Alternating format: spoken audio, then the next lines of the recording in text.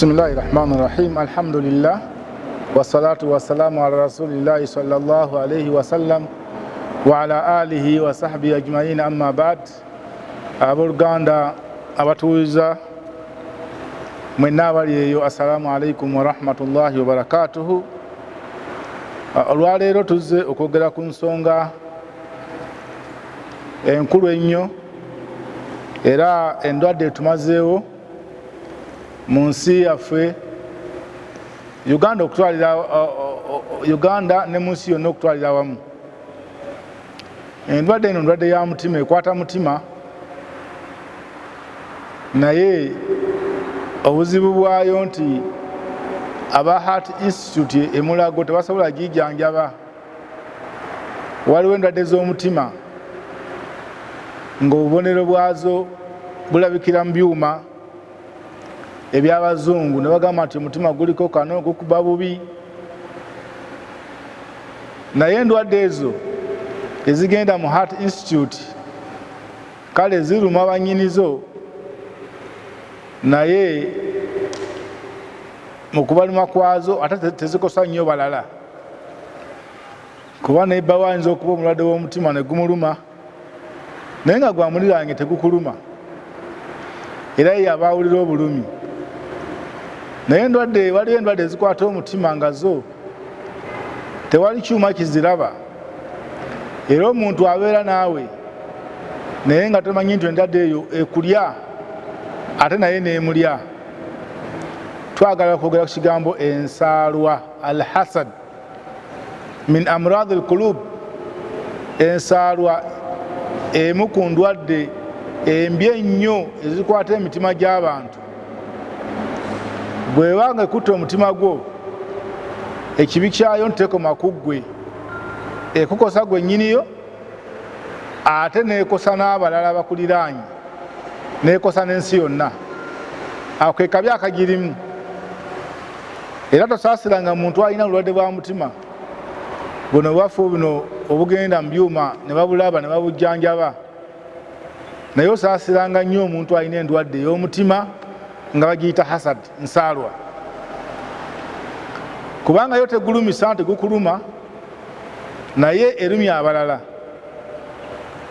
Ensaalwa kyeva olaba Allah subhanahu wa ta'ala mu suratul Falaq aya ey'okutaano, zimu ku sura ezisembayo, yeddirira esembayo, agamba kul a'udhu birabbil falaq min sharri ma khalaq wa min sharri ghasikin idha waqab wa min sharri nafathati fil 'uqad wa min sharri hasidin idha hasad.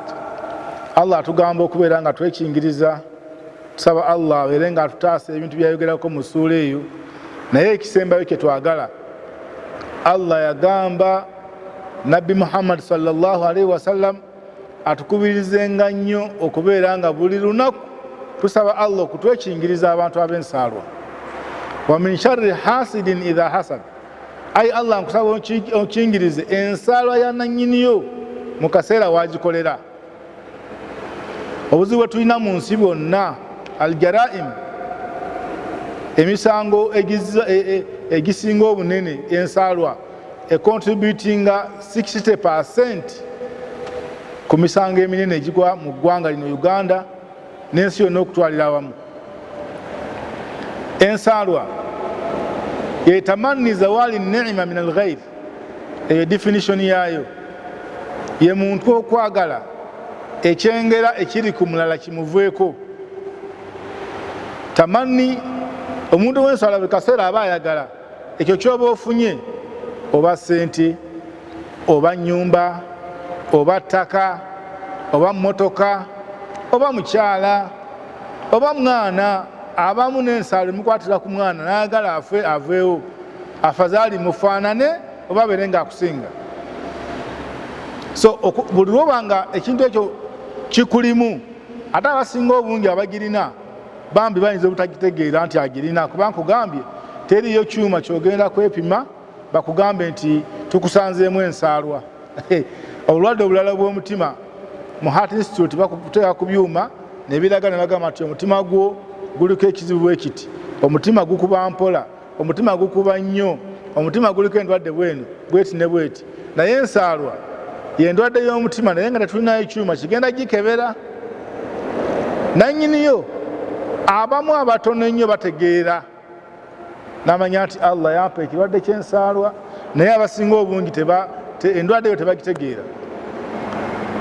Era asobola okuba nga ye muntu akuli okumpi ennyo, mukola naye mu bizinesi, musula naye mu nnyumba, munyumya naye nga yakyasinze okubeera ow'obulabe ku nsaalwa gy'aba alina. Obuzibu bwayo nga bwe mbagambye nti ensaalwa eno obulwadde buno bukosa abalala abatabulina. Nabbi sallallahu alaihi wasallam yagamba nti inna fil jasadi la mudgha, emibiri gyaffe buli omubiri Allah gwe yakuwa mulimu ekintu, mulimu ekinyama, mulimu jihaz. Idha salahat, enyama eyo bwetereera oba ekiyungu ekyo bwe kitereera, salaha aljasadu kullu, omubiri gwonna n'omuntu yenna abeera wa mugaso eri abalala, abeera wa mugaso eri ensi ye. Wa idha fasadat, naye Allah bwagera ekintu ekiyungu ekyo ne kibeera n'obulwadde, fasada aljasadu kullu, omuntu oyo yenna abeera mubi. Bajjamu omutima, emitima gye tulina yeyingini y'omubiri gw'omuntu, era ekiba kigubaddemu kye kirwadde ekikwata ebiyungu byonna ebisigadde. Omuntu wabeera n'omutima omubi, emikono gye gifuuka mibi eri abalala. Omutima si gwe gufuluma mu mubiri okutuma omuntu agenda atemule munne. Omutima si gwe gufuluma mu mubiri okugamba nti kuba mukyala w'amasasi. Si gwe gufuluma mu mubiri okugamba nti kolera gundi olukwe emaali ye egwewo ezikirire. Omutima si gwe gufuluma, naye kye guba gutegedde, kye guba gulwadde, kye gutuma bino ebiyungu ebirala okubeera nga bikola ensonga eyo. N'olwekyo ensaalwa bulwadde bubeera ku mutima. Omutima Nabbi agambye nti singa gutereera abantu bagenda kufunamu emirembe, ebiyungu ebisigadde bijja kubeera birungi. Naye singa gulwala endwadde ennyingi ez'omutima, naye olwaliro twagala kwogera ku nsaalwa. Ensaalwa eno omuntu lwabeera nayo awakanya nnyo engabanya ya Allah subhanahu wa ta'ala gye bagabanyamu ebyengera bye eri abantu b'oku nsi. So nga Allah yagamba mu suratu Zukhruf aya 32 n'agamba nti nahanu qasamna ba'da a'udhu billahi minash shaitani rajim nahanu qasamna bainahum ma'ishatahum fil hayati dunya. Agamba Allah subhanahu wa ta'ala kennyini ye yagabanya buli omu n'amuwa emmaali oba n'amuwa ebyengera, n'amuwa obulamu. Oli n'amuwa ng'agenda kuwangalira mu nnyumba ya ssubi, omulala ng'ali mu nnyumba ya mabaati, omulala ng'ali mu nnyumba ya mategula, omulala ng'ali mu bbangalo gyatasobola nakulambula n'agimalako mu wiiki emu. Baatugambako nti wali eyo mugagga yalina ennyumba naye ng'erina ebisenge 140, rooms 140. Kitegeeza buli ruumu buli lwasulako mu ruumu endala amala emyezi egiwera 4 nga tanakomawo mu ruumu gye yasookerako. Oyo naye Allah ye yamugabira. N'olwekyo tobeerangawo n'olowooza nti waliwo omulala akola ekyo. Allah yagaba. Agambye nti nahanu qasamna bainahum ma'ishatahum fil hayati dunya, abantu abali ku nsi mwenna Allah ye nannyini kubagabirira buli omu kyayina. Wa rafa'na ba'dahum fawqa ba'din darajat, Allah yakikola abamu n'abasitula ku madaala abalala n'abaleka wansi. Ate mu nkola ye Allah ow'ekitiibwa tayinza kuleka ng'oli ku madaala ga waggulu ebbanga lyonna, n'owa wansi n'abeera wansi ebbanga lyonna. Ekiseera kituuka Allah n'akyusaamu ababadde ab'amaanyi ne banafuwa, ababadde abanafu ne basituluka ne babeera ab'amaanyi.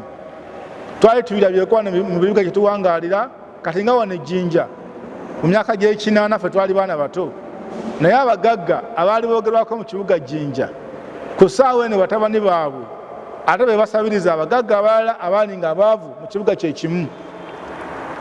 After 30 years, emyaka 3 egyakayitawo, abantu abaali mu mbeera bweti bali mu mbeera ndala.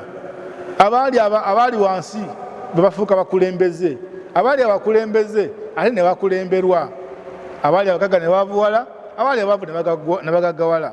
Allah kyagamba nti warafa'na ba'dahum fawqa ba'din darajat, Allah bwate bwakikola n'abejja nga asitula bano n'abeera nga abazza emabega. Liyattakhidha ba'dhuhum ba'dhan sukhriya. Ekyo nno Allah subhanahu wa ta'ala akikola bw'atyo naye weesanga nga abantu bagenda bagerega bannaabwe, abantu bakwatira bannaabwe ensaalwa.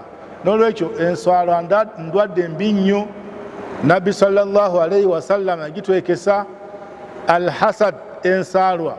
Inna alhasada, mazima ensaalwa, taakulu alhasanat, zirya ebirungi by'omuntu kama taakulu nnaru alhataba, nga bw'olaba enku omuliro bwe gusiriiza enku ne zifuuka evvu. N'olwekyo buli muntu ali yenna ng'osaala, osiiba, otoola zaka, okola emirimu Allah gy'ayagala, naye ng'omutima gwo gulina ensaalwa eri abalala. Toyagala muntu afune, alina emmotoka, kikuluma okubeera ng'agirina.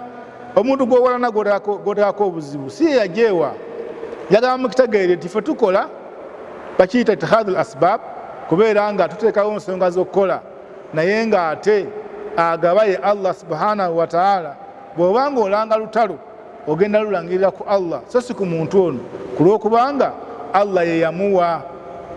N'olwekyo ensaalo egenda kukosa nti bw'obanga ensaalo ogikoze egenda kulya emirimu gyo, naye ate oli asigala agenda mu maaso. Waliwo bw'owalana naye Allah subhanahu wa ta'ala yakyesigaliza nti yagaba, ng'ogenda kuwala n'omuntu abamu owalana n'otuuka ne mu shiriki, n'otambula n'oteekamu sente zo, n'ogenda mu masabo, naye ng'ekikututteyo kunyumiza musawo oli abeere nga asiranya mugandawo, oba asiranya neibawo, oba asiranya munne gwe wali okola naye n'akuyitako. Kati n'obeera ng'ogudde mu shiriki, Allah agenda kuboneza olwa shiriki eyo, naye nga ekikutuusizaawo kubeera na nsaalwa. Bulwadde bubi nnyo, twagala okubalabula ku bwo ku lw'okubanga bukosezza ensi eno ogimalawo, n'emisango eminene egizibwa abantu, kubanga ensaalwa ebanga ekutudde ku mutima, bw'olemererwa omuntu ku ddogo kiba tekikoze ekyeddogo, n'olaba nga agenda mu maaso, omuntu agamba nti wakiri kaaveewo, naye ng'ekimugisaawo munne tewali kye yamukola, naye jasi lwakuba nti amulumiriza, lwaki alina kalina, lwaki alina ennyumba, lwaki alina emmotoka, lwaki alina ekibanja. N'olwekyo bakubiriza basseruganda twejjeemu endwadde eyo, kubanga ejjanjabwa nakudde eri Allah subhanahu wa ta'ala. Wakasatul adhkar bwe tunaaba tukikoze tugenda kuwangalira mu nsi ennungi, naye bwe tunaabeera n'ab'ensaalwa nga be batwetoolodde tetugenda kubeera na mirembe mu nsi. Tutambula batuyigga, otambula bakutambulirako, otambula bakunoonyeza makubo gakusaanyaawo, naye ng'ekireeta ekyo nsaalwa. Ensaalwa tugiveeko, Allah subhanahu wa ta'ala ajja tuteeka mu mpangaala ennungi. Barakallahu fikum, beebaziza okumpuliriza. Assalamu alaikum wa rahmatullahi wa barakatuh.